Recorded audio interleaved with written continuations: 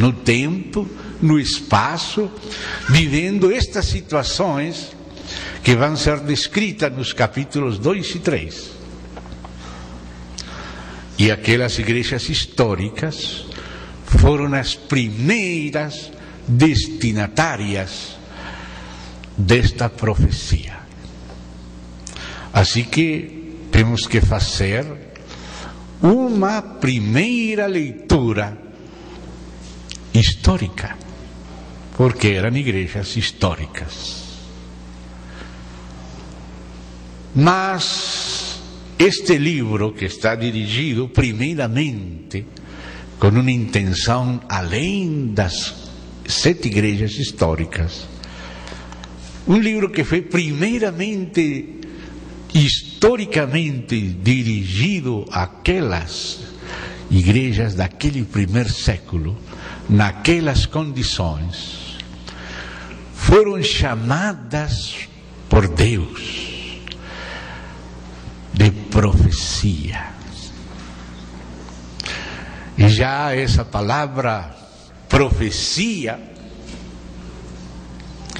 nos obriga a fazer, além da primeira leitura histórica, fazer também uma segunda leitura profética. Eram igrejas históricas, mas escolhidas por Deus dentre muitas, para quando tratasse com elas, o faria profeticamente. Tudo Apocalipse, desde o princípio até o fim. Ontem lembrávamos os primeiros e finais versos do Apocalipse, onde o Apocalipse todo é chamado de profecia. Então, isso implica que, además da leitura histórica, sem negar ela, mas passando um pouco mais dela, temos que fazer uma segunda leitura, agora profética. Uma primeira histórica e uma segunda leitura profética.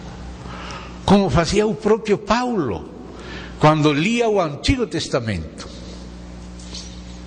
Paulo via pelo Espírito, era um ensino do próprio Espírito. Deus trabalha desta maneira. Ele via o histórico Adão e a histórica Eva como uma figura. Não que não fossem personagens históricos, mas aqueles personagens históricos de Adão e Eva, se eles não fossem, se Adão e Eva não fossem históricos, nem você ou nem eu existiríamos. Porque os mitos e as lendas não podem reproduzir gente de carne e osso. Mas nós vimos dos primeiros pais um primeiro homem histórico e uma primeira mulher histórica. Os gatos têm gatinhos, os cachorros têm cachorrinhos, os homens têm homens, os macacos têm macacos, não homens. Os macacos se reproduzem em macacos, as galinhas em galinhas e os homens em homens. E o primeiro deles foi Adão, um primeiro homem histórico, do qual temos registro, a data do nascimento, quantos anos viveu, onde apareceu pela primeira vez, qual era o nome dele, que experiências teve, aos quantos anos de vida teve outros filhos, etc. Tudo está registrado como um personagem histórico.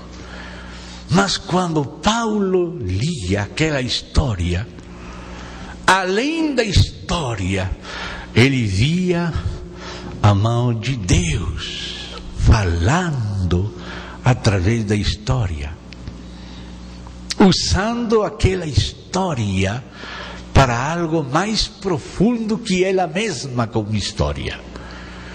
Deus não somente quer nos contar história do passado por algum interesse arqueológico. Os interesses de Deus não são somente arqueológicos. Deus tem propósitos eternos visando o futuro eterno. E utiliza o passado em função do futuro. Nosso conhecimento do passado não é somente um interesse acadêmico, arqueológico, não. Porque as pegadas de Deus e as sinais de Deus vêm nos deixando uma mensagem de Deus em função do propósito eterno e do futuro, não somente do passado. Então em Romanos encontramos que Paulo fala de Adão e diz que era a figura de aquele que viria, ou seja, Cristo.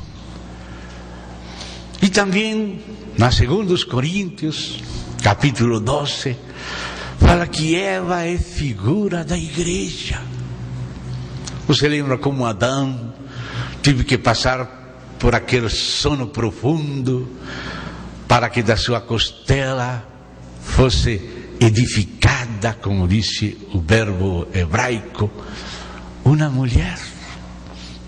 Do mesmo jeito que também Cristo, como figurado por Adão, na cruz morreu, como foi tipificado no sono profundo de Adão, e foi ferido no costado como Adão, com uma lança, para a redenção da igreja.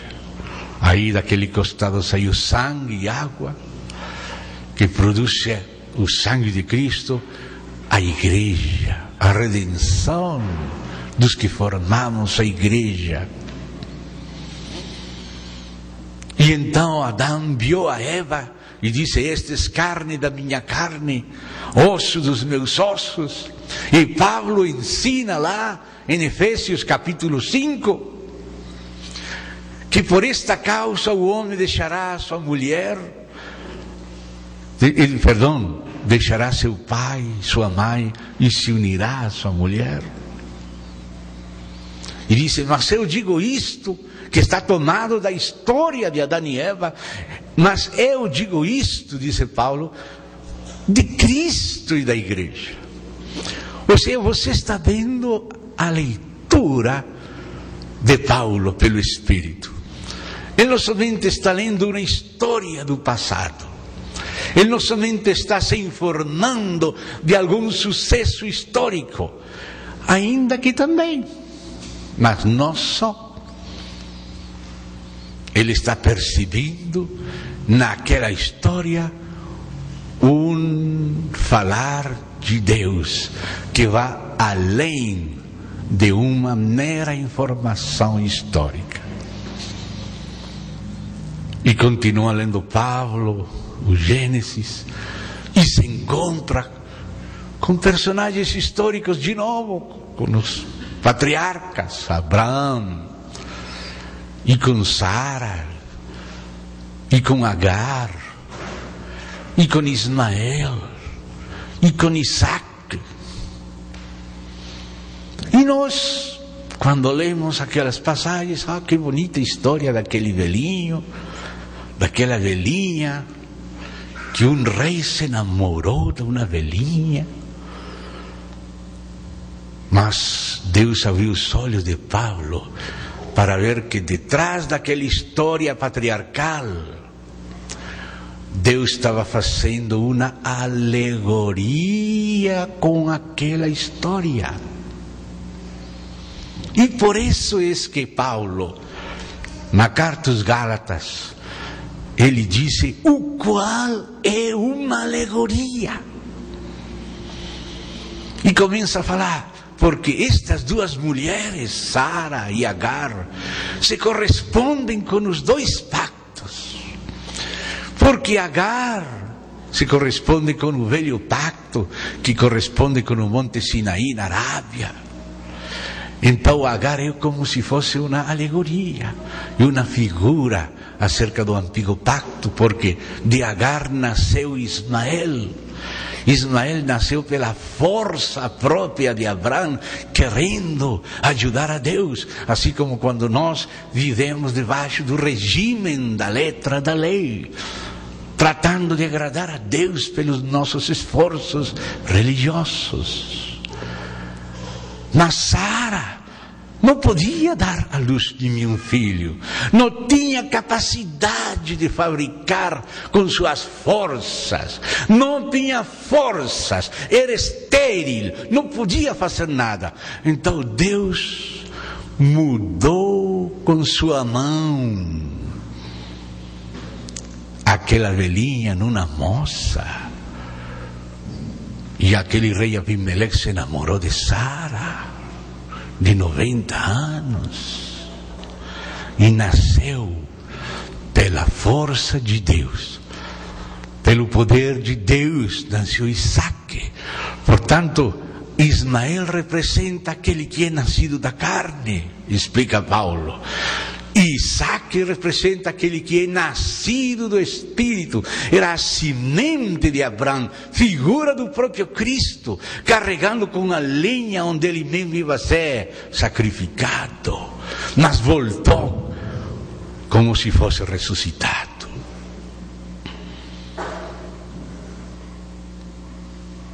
Aquela história dos patriarcas era um fato histórico. Mas detrás daquele fato histórico, Deus estava projetando alegoria e profecia, estava falando do futuro. Quando Paulo lia aquela história, podia ler mais do que estava do véu para fora. Aquelas histórias de Gênesis, os patriarcas, foram escritas, editadas por Moisés. E Paulo nos disse, na 2 Coríntios,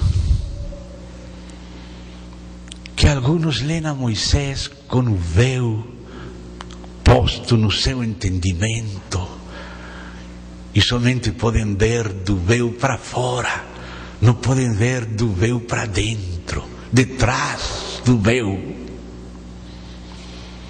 Então Paulo ensina que existem essas, pelo menos, duas maneiras de ler a Moisés. Somente como se fôssemos judeus, que lemos o Antigo Testamento,